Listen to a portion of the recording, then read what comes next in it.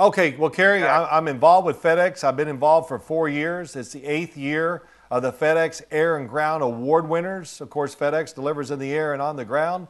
And it's all about the fan voting each week. The fans can go to NFL.com/FedEx to vote, and their votes determine the winners in each category. And those winners will get $2,000 donated in their name to a local Safe Kids coalition. And that's about pedestrian safety, school zones, helping the kids on their bikes, the buses, speed bumps, signs, everything. And over the years, in the last 8 years, FedEx has donated over $13 million for this program. It's worked great. And also how much, Bill? now, I'm sorry, 13 million? 13 million.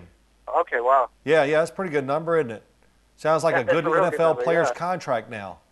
But also, you can go to FedEx Delivers on Twitter now. You know, we can follow everything nowadays around the clock, and so they got the Twitter thing working. A lot of people are on that too, and I appreciate you giving me the time to talk about it.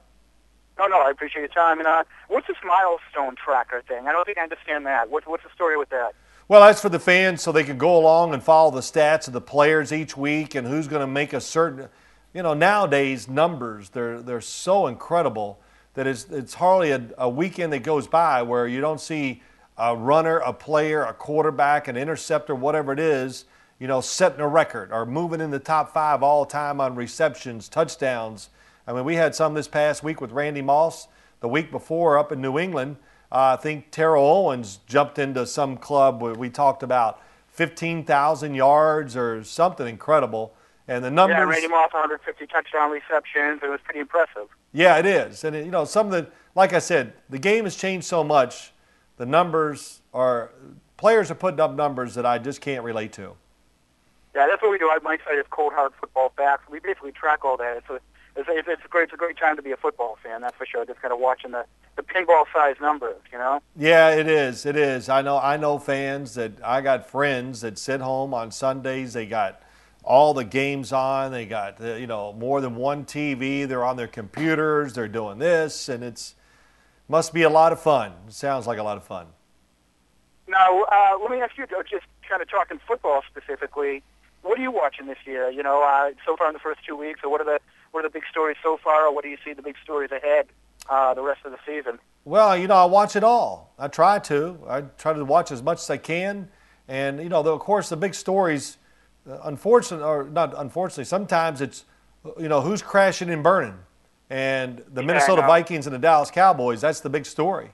And, of course, the quarterback story in Philadelphia, and also this week, the quarterbacks that are already getting benched. Do you think it's a league that doesn't react and people have knee-jerk reactions after 2 weeks? They're already changing their starting quarterbacks. Man, that's almost a sign of desperation. That tells you about your football team. Okay. Real quick about you, I know you're not here to talk about yourself specifically, but I just have to ask you while I have you on the phone. People always talk about your performance against the Broncos in the Super Bowl as an example of a player in the zone, Phil. Did you feel that way that day, or when did it hit you, or was it something you woke up with that day? What do you remember specifically about kind of being in the zone there where everything you did just turned to gold? Well, I always say this. I don't know about that in the zone thing. We had been playing really well for a long time. The atmosphere was great out in California. It was beautiful weather, so that helps throwing the football. And I always say to everybody, there's one really great key or big key for a quarterback to play really well in a Super Bowl, and that's play a defense that's not like great. And I'm not taking anything away from the Denver Broncos, but, you know, that wasn't the Baltimore Ravens that I was facing. It wasn't some of the defense over the years that we've seen that just completely dominate and win games. And we were able to have some opportunities, and that day we took advantage of every single opportunity that was presented to us, and that's when you get numbers or whatever that look great and people talk about. So, you know, of course, I didn't know it at the time, but I'm glad it happened. It's one of the reasons why I'm sitting here talking to you today is because of that game. No, absolutely. No, it's still a legendary. I mean, what's it now?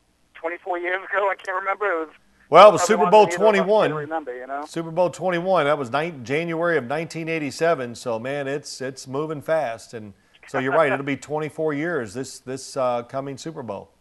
Okay, and then real quick back on FedEx. How'd you end up getting involved with these guys? What is it? Why'd you want to work with these guys? Obviously, there's a a lot of people you work with and can work with. What about this program? Well, they came to me and approached me, and it just made sense. And you know, of course, I've enjoyed it, and it's worked well. Of course, I'm visible enough to come on and get a chance to talk to guys like you. And I've told them I've done things at schools and went to New York a couple years ago. And we had a little program for the kids, showing them how to ride their bikes, what to do, making sure they have the right gear and all that. So that was fun. It's about being involved, and I'm not afraid of that. So it's 4 years. It's really worked well, and I'm glad they brought me back again this year to do it again.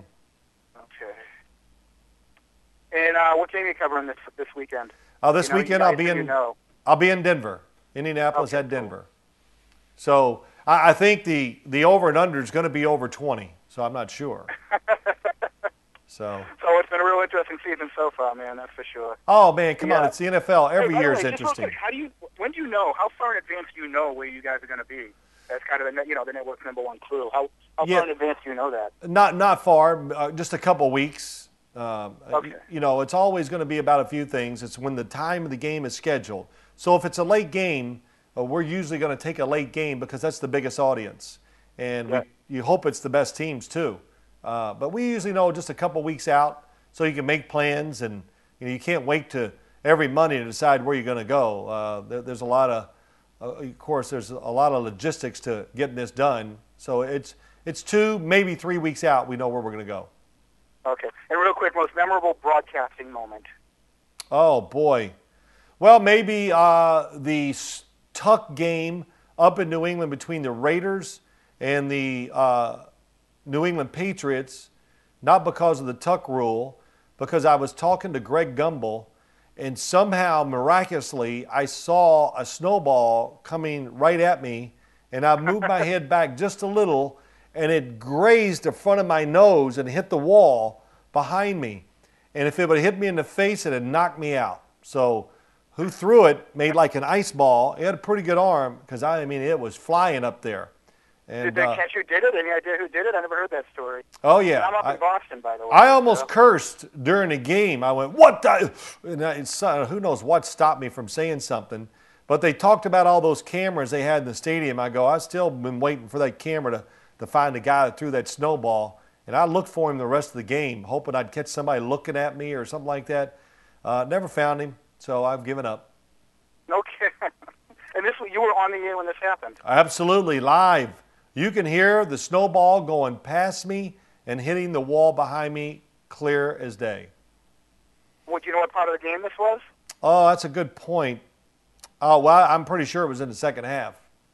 Okay, cool. Yeah. Yeah, I remember that. I was here. The funny thing is it just started snowing like 10 minutes before kickoff, and the snow stopped after the game. It was like it couldn't have been more perfectly timed, you know? Yeah, and it wasn't snowball's not an accurate account. It was an ice ball. Okay, great. All right, Phil, I know you got a lot of people to talk to. I appreciate your time, man, and good luck with this, and good luck with the rest of the season. All right, Kerry, thank you. Thanks for having me on. All right, thanks, buddy. All right. Talk to you soon.